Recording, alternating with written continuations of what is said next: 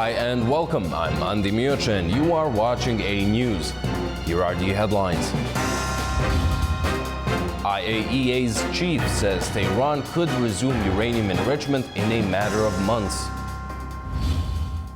Volodymyr Zelensky to pull Kyiv out of the convention banning anti-personnel landmines. Thousands of firefighters battle intense wildfires in Türkiye.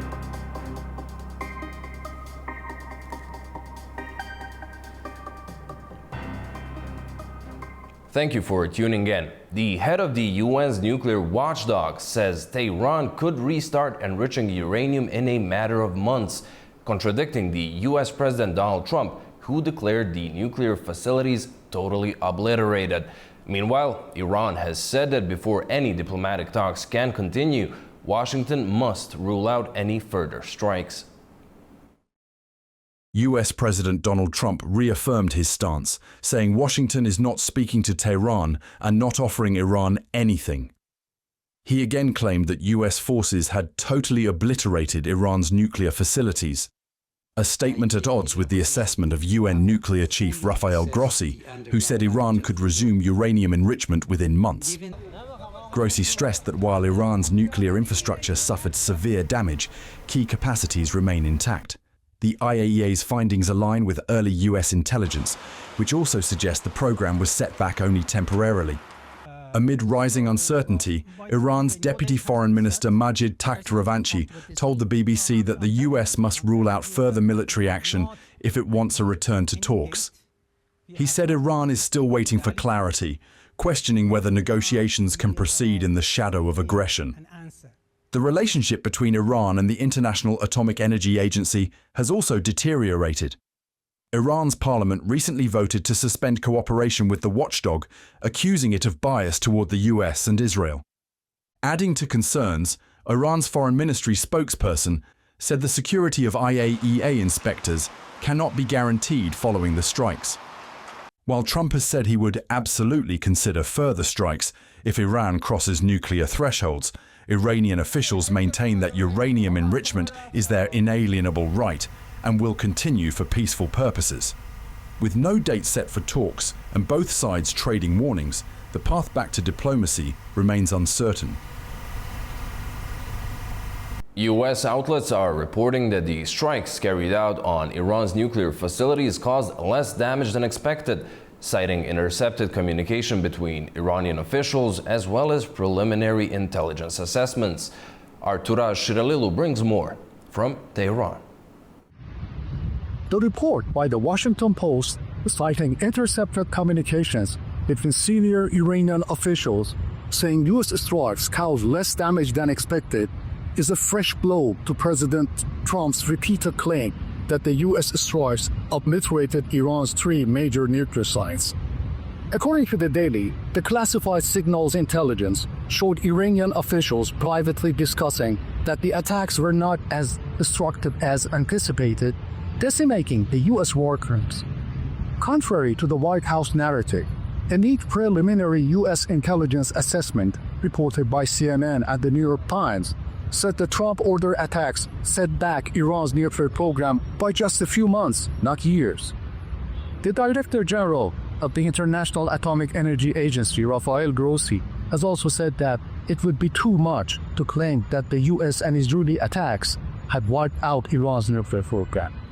In the meantime, Iran has acknowledged that there was a serious damage, but said the enriched materials were evacuated months beforehand, as Tehran was expecting the attacks. Iran's Foreign Minister Abbas Araghchi, in a letter to the UN Secretary General Antonio Guterres and the Security Council, has called for recognition of the US and Israel as aggressors and demanded compensation of war damages inflicted on its nuclear sites and civilian areas. Reporting for A News TV, Tehran. On Iran's nuclear program and possible continuation of nuclear diplomacy, we're talking with Diogo Valada, an expert on nuclear issues, coming to us from Serta, Portugal. Welcome. Thank you so much for joining us. Let's start with the conflicting reports. IAEA's chief says Tehran could resume enrichment in months, while Washington maintains that Iran's capacities are destroyed. How long would you say it would take Tehran to restart enrichment in both the scenario A and scenario B? Yes, thank you. So I think the International Atomic Agency is taking a cautious approach because there are still things that we know that we don't know, and there may also be what is known as unknown unknowns. So it all depends on the damage that the facility suffered. And the problem is that right now Iran is not cooperating with the International Atomic Agency in order to verify these facilities. So we had the strikes on several facilities. Some of them we know are quite deep. It's possible there were damage. We don't know. We need to verify. But even if there was damage, it may be possible still to, let's say, do some repairs and continue the work. So this is the problem. There's still a lot we don't know, and it will be hard to know it without proper access. Well, on the diplomacy side of things, Iran has said it would only resume talks if there is a guarantee from the US there will be no further strikes. Tehran also says it will not abandon enrichment as it is their right, but is willing to talk on levels and capacities. If the talks do continue, do you see Washington abandoning its zero enrichment demand? And if so, where would be the cap? Yes. So there is no credible civilian application for enrichment levels above 20%. So if the US were to allow Iran to proceed with enrichment, I think 20% would be the maximum cap. However, for the most majority of civilian reactors in the world, they actually use enrichments of around 5%. So it could also be possible that they would put a more stringent limit.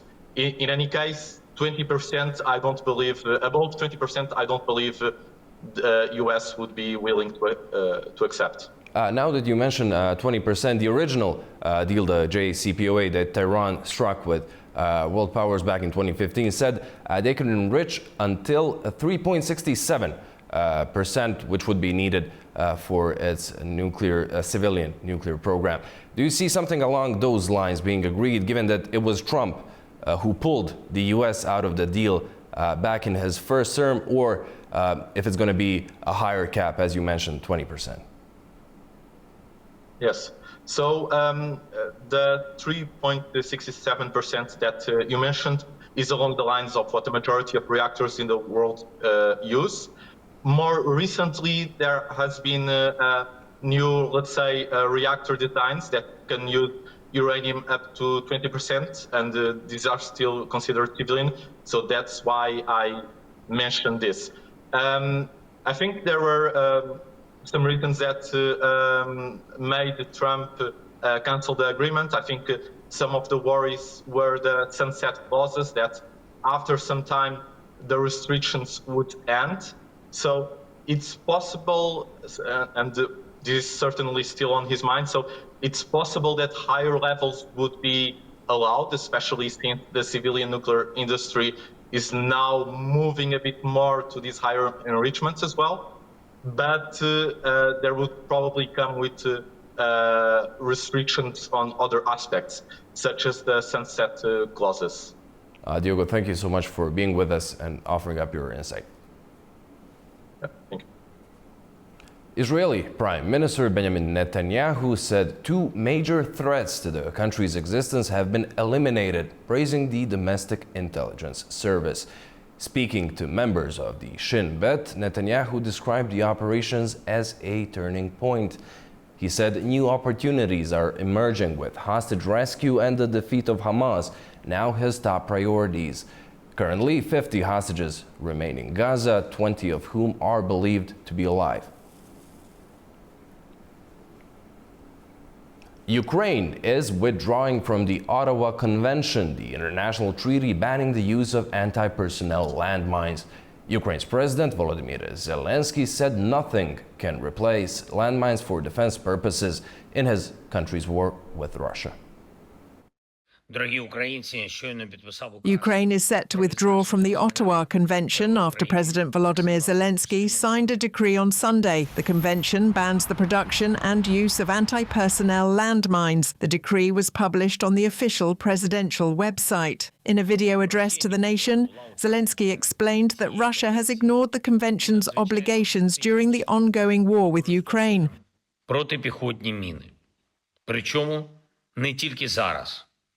Russia was never part of this convention, and it is using anti-personnel mines with utmost cynicism. And not only now, by the way, in its war against Ukraine, it's a hallmark of Russian killers.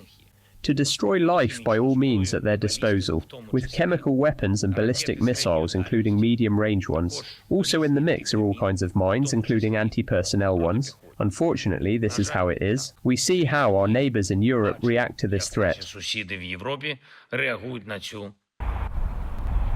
Notably, Russia has intensified its offensive operations in recent months, gaining a significant advantage in manpower.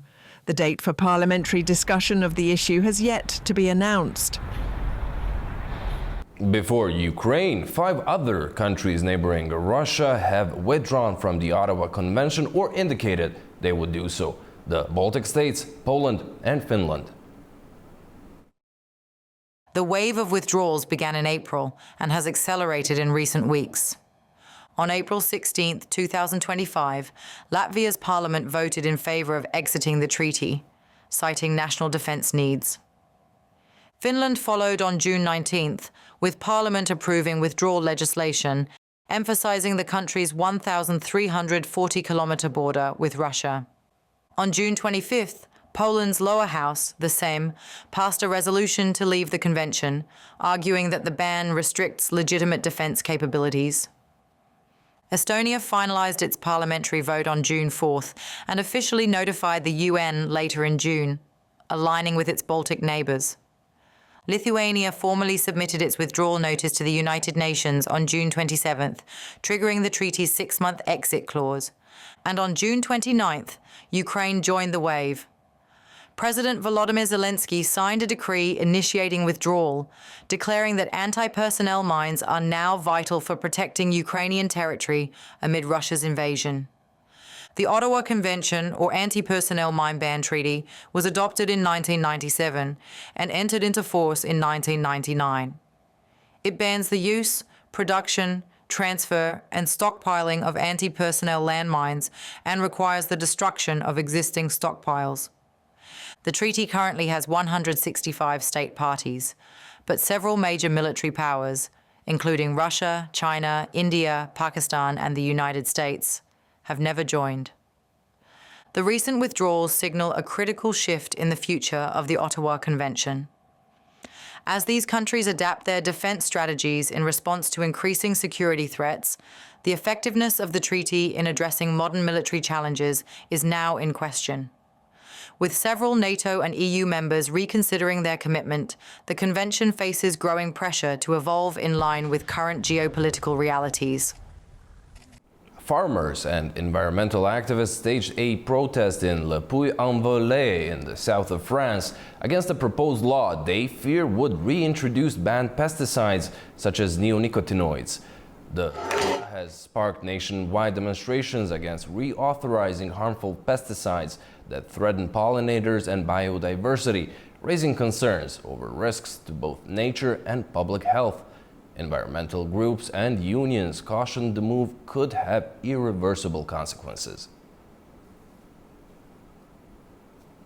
In Spain's Seville, activists braved extreme heat to demand debt relief, climate action, and just taxation, just a day before a major United Nations summit on development financing.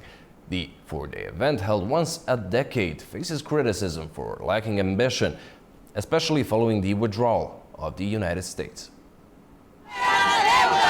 Marching through the scorching streets of Seville, demonstrators called for urgent change. Cancel crushing international debts, tax the ultra-wealthy, hold big polluters accountable, and ensure climate and economic justice are at the center of global policy. But expectations are low. Critics point to reduced foreign aid from wealthy nations and the absence of the United States. Greenpeace activists carried a striking float showing billionaire Elon Musk as a chainsaw-wielding baby, while others held banners reading "Make polluters pay" and "Tax justice now." We are seeking for a fairer system.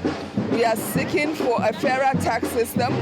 We are also seeking for cancellation of debt. And then we want dignity, not handouts. We are calling all nations. We are calling United Nations systems. We are calling CSO. We are calling public and private sector to make this FFD4 concrete action.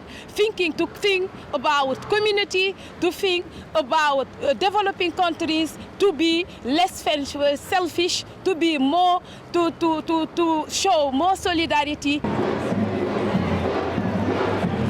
Earlier in the day, Spanish Prime Minister Pedro Sánchez expressed cautious optimism, saying the very act of holding the summit amid global turmoil is in itself a sign of hope. The four-day summit officially begins on Monday. Europe is enduring one of its most intense heat waves in recent memory, with temperatures soaring far above seasonal norms. From Spain to the UK and across France, Portugal and Italy, daily life is being tested by unprecedented heat. Millions struggle to cope. Europe is facing a severe heat wave with temperatures rising well above seasonal averages. Spain is experiencing its hottest June on record. In El Granado, temperatures hit 46 degrees over the weekend, the highest ever recorded in June. Most of the country is under heat alerts, and authorities are investigating the death of a Barcelona city worker to see if it's linked to the extreme temperatures. It's awful. It makes me collapse. We need to be looking for shade constantly, air conditioning in the car, those who have it. And look, we have these bracelets that ring with all these heat warnings. In Germany, residents of Bonn tried to cool off by the river, with national forecasts warning of temperatures nearing 38 degrees in the coming days, close to historic records. Meanwhile, in the UK, London recorded highs above 30 degrees. The heat wave extended beyond Spain and Germany. In France, temperatures climbed to 40 degrees Celsius on Saturday afternoon, leaving parks empty. The heat is expected to reach its highest on Monday, to as high as 38 degrees Celsius. So far, the agency has issued orange heat alerts for 73 French departments. In Lisbon, tourists and residents are battling high temperatures, while in Rome, crowds are gathering in shaded areas as the city approaches record-breaking heat. It's really hot, like I have never experienced this before, but you know, it's Rome, so I'm enjoying it so far. The extreme conditions are disrupting daily life across the continent. Scientists identify greenhouse gas emissions from burning fossil fuels as the primary driver of climate change.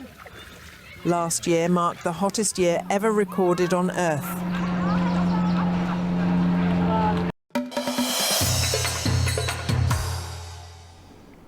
Azerbaijan's agriculture minister Mejnun Mammadov met in Rome with the head of the Food and Agriculture Organization, Chu Dongyu, for talks on current and future cooperation.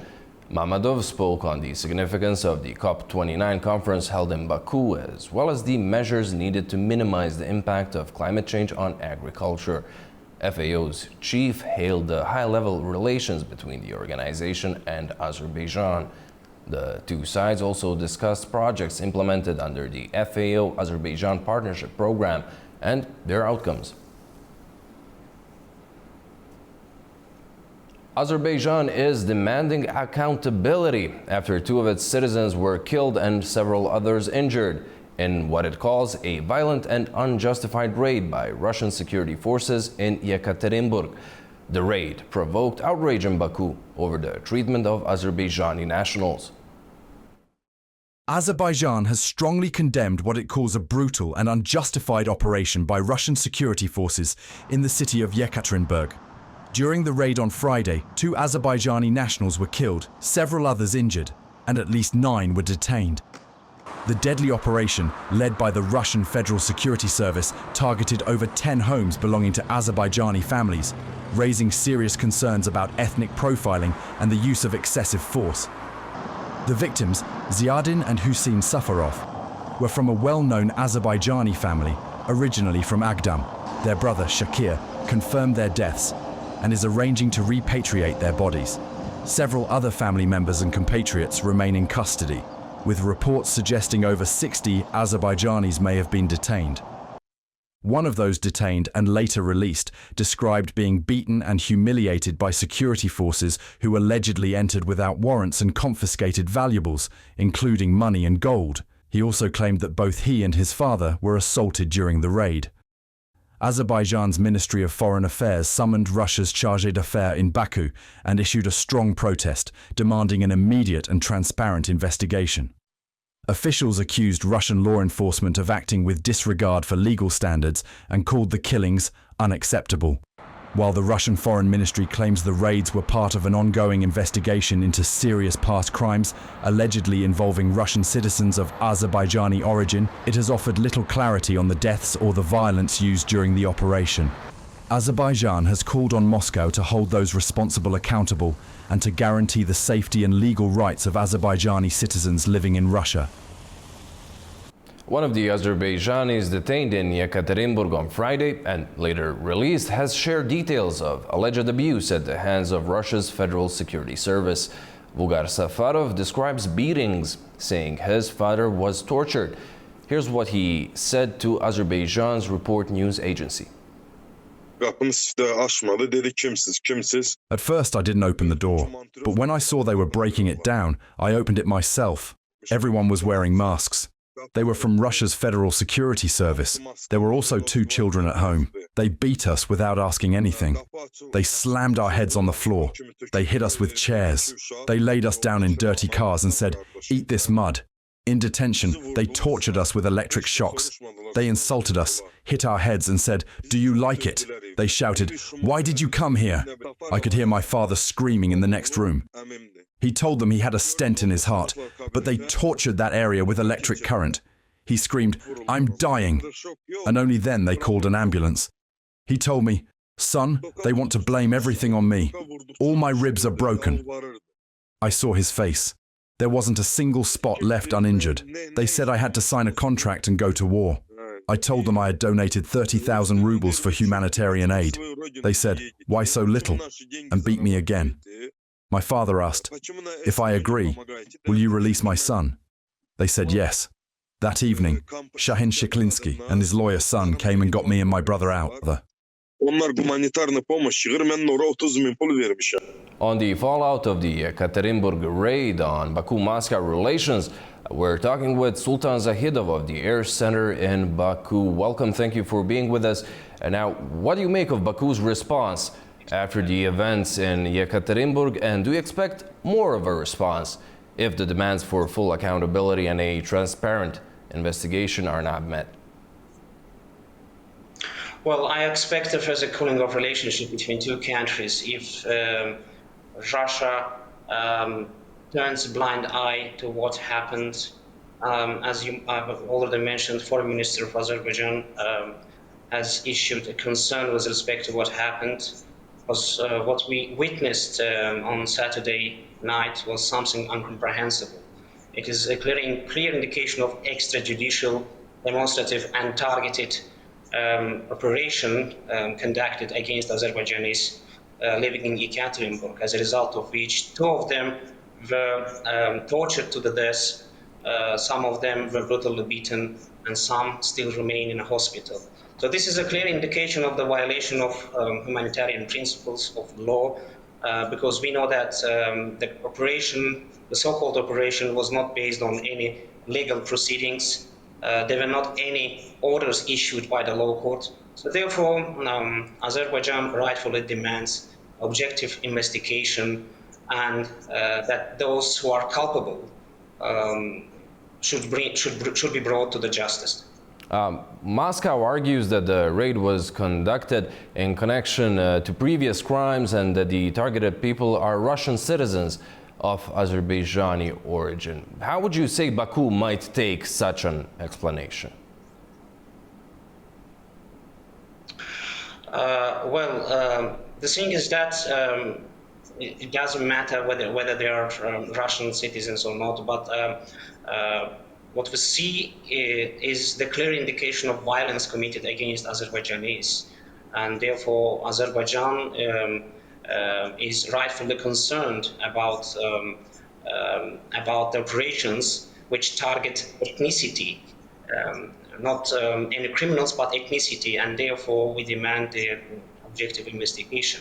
And if Russia once again turns a blind eye, then the further cooling of the relationship can continue, which we all know that it all started in December 2024 when Azerbaijani plane was hit by Russian air defense system, and as a result of which, once again, Azerbaijan demanded objective investigation, but once again, Russia turned a blind eye, and instead of mending fences, Russia decided to further, we saw further anti-propaganda, let's say, against Azerbaijan in Russian media, and therefore, what we see is that Russia is not trying to mend fences, and the latest incident once again demonstrated non-willingness of the Kremlin to conduct objective investigation and ameliorate relationship with the neighboring states, including Azerbaijan.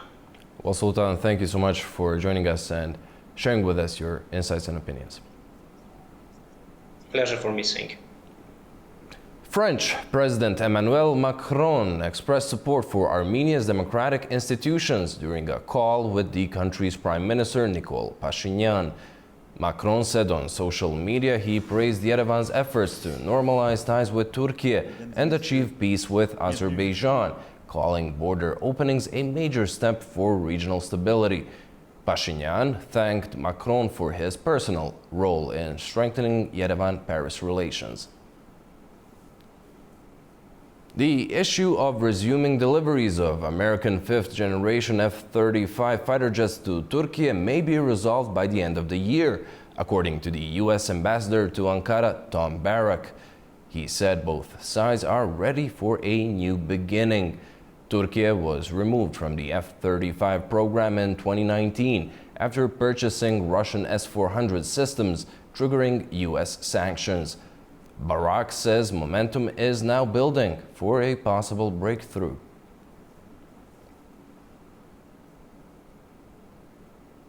Still in Türkiye, the country is battling raging wildfires with strong winds spreading flames across Izmir and nearby provinces. Thousands of firefighters have been deployed. Evacuations are underway as officials confirm at least 9 major fires. Turkey is once again battling devastating wildfires as temperatures soar across the country. In the western province of Izmir, strong winds have fueled multiple blazes, forcing evacuations and suspending airport operations. The fire has just reached the houses below. I do not know how it will continue there. The fire, which began in Izmir's Menderes district, rapidly spread to nearby Gazimir and Seferihisar. Residents watched in fear as flames advanced into residential areas. There are lots of houses there. There is a summer camp. The forest goes all the way there. I thought it will not cross the road, but it did. The wind is extremely strong. Heavy gusts, reaching up to 100 kilometers per hour, have severely hampered aerial firefighting efforts. Because of the heavy wind and dry weather, the fire quickly moved towards the Menderes district due to the direction of the wind, and it is not under control. Our teams are working on the ground. The wind gusts are between 70 to 100 kilometers per hour, so our air units are not operating. The Ministry of Agriculture and Forestry says more than 1,000 firefighters, 11 planes, and 27 helicopters are battling the flames. Minister Ibrahim Yumakli confirmed that 3 people were treated for smoke inhalation and later released. So far, 4 villages and 2 neighbourhoods have been evacuated in Izmir. Nationwide, a total of 9 major fires have broken out across Izmir, Denizli, Manisa and Aydın. Minister Yumaklı says 3 of the fires in Izmir remain serious and response efforts will continue. Meanwhile, Justice Minister Yılmaz Tunç announced that 17 individuals have been detained as part of an ongoing investigation into the cause of the fires. Prosecutors are conducting what Tunç described as comprehensive and meticulous inquiries. Well, that's all we had for you for now. Thank you so much for watching and stay tuned to A News.